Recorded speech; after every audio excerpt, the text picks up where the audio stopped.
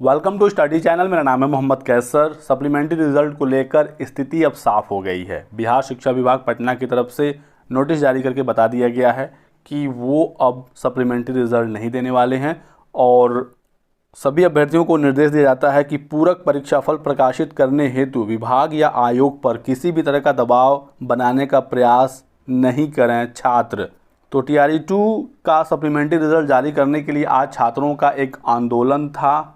पटना में छात्र दबाव बना रहे थे कि TRE 2 का सप्लीमेंट्री रिजल्ट जारी किया जाए, चूँकि चेयरमैन साहब BPSC के उन्होंने ट्वीट किया था कि सप्लीमेंट्री आएगा। 15,000 के आसपास शिक्षा विभाग से भी जानकारी निकल कर आ रही थी कि सप्लीमेंट्री रिजल्ट वो देने वाले हैं। इसी बीच सरकार बदली। हालांकि CM तो नीतीश कुमार जी ही हैं, बस RJD की जगह अब BJP आ गई है सत्ता में।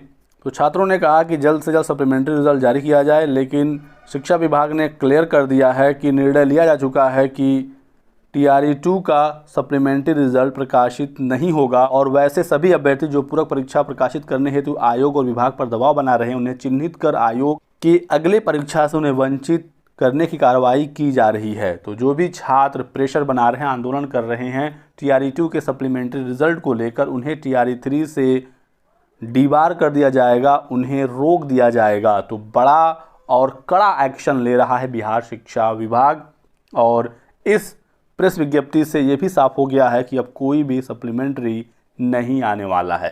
हालांकि अभी कुछ दिन पहले ही TRE 1 TRE 2 जब हुआ उस समय BJP विपक्ष में थी, RJD और JDU का महागठबंधन का सरकार था, कांग्रेस वगैरह भी इसमें शामिल थी। उस समय जब TRE 1 का सप्लीमेंट्री आया सिर्फ 4700 पदों पर, तो BJP के ही सांसद विधायक ये मांग कर रहे थे कि 4700 नहीं बल्कि 40,000 से अधिक पदों पर पूरक परिणाम यानी कि सप्लीमेंट्री रिजल्ट जारी हो। शिक्षकों के 40,000 पदों पर जारी हो पूरक परिणाम, ये मांग था भाजपा का। भाजपा सांसद सुशील कुमार मोदी ने बाकायदा इसको लेकर बयान दिया और कहा कि तीसरे फेज का अभ्यर्थी प्रतीक्षा नहीं करना चाहते हैं, सरकार का भी संसाधन बचेगा, समय बचेगा और सप्लीमेंट्री से ही इन पदों को भरा जाए।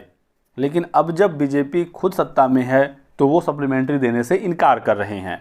तो विपक्ष में जब कोई भी होता है तो उनके सुर, उनकी जो मांग होती है वो अलग प्रकार की होती है और जब वो सत्ता पक्ष में आते हैं तो फिर उनके सुर में बदलाव देखने को मिलता है। यहाँ पर मेन मामला ये है कि सरकार TRE 3 देना चाहती है, शिक्षक भर्ती अगला निकालना चाहती है, बड़ी बड़ी भर्तियां निकाल कर वो प्रचार करना चाहते हैं कि हमने ये काम किए। TRE 1 TRE 2 का श्रेय काफ़ी हद तक RJD ले रही है कि हमारे वजह से ये भर्तियां हुई हैं, लेकिन CM नीतीश कुमार और भाजपा ये दिखाना चाहती है कि RJD के बिना भी हम भर्ती देंगे और TRE 3 का ऐलान भी बाकायदा हो गया है। सरकार की भी मजबूरी है कि उनको जल्दी से TRE 3 निकालना है, ऐसे में सप्लीमेंट्री रिजल्ट देंगे तो ये कार्रवाई लंबी चलेगी, साथ ही साथ पदों की संख्या भी कम हो जाएगी क्योंकि बड़ी भर्ती होगी तो ही जाकर वो इसका प्रचार प्रसार करेंगे।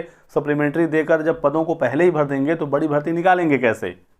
तो राजनीति का ही ये असर है, लेकिन इसे आप पॉजिटिव वे में भी ले सकते हैं। हालांकि जो 1-2 नंबर या DOB से TRE 2 में या 1 में नहीं हो पाए, हालांकि TRE 1 में कुछ पदों पर आया था, लेकिन छात्र मांग कर रहे हैं कि 40,000 पर दीजिए क्योंकि आप ही ने ये बयान दिया था। तो जो लोग भी कुछ नंबरों से रुक गए थे उन्हें अब अगले TRE 3 की तैयारी करनी चाहिए।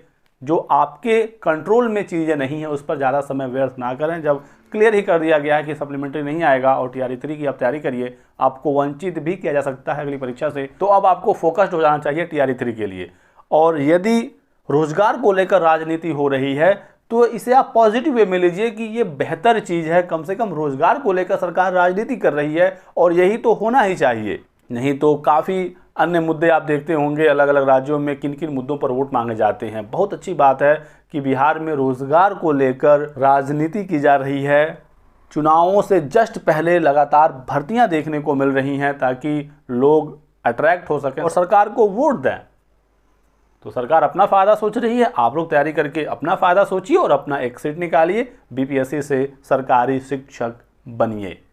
बस लास्ट में ही कहना चाहूँगा कि जो चीज़ें अपने हाथ में है, अपने कंट्रोल में है, उस पर हमारा फोकस होना चाहिए। जो हम कर सकते हैं वो हमें करना चाहिए, जो हम नहीं कर सकते उसको लेकर यदि हम बैठे रहें और जो हम कर सकते हैं वो ना करें तो ये एक बेवकूफ़ी भरा फैसला होगा। बाकी इस वीडियो में बस इतना ही। वीडियो को लाइक करिएगा, चैनल को सब्सक्राइब कर लें और हमारे साथ बने रहें। Thanks for watching.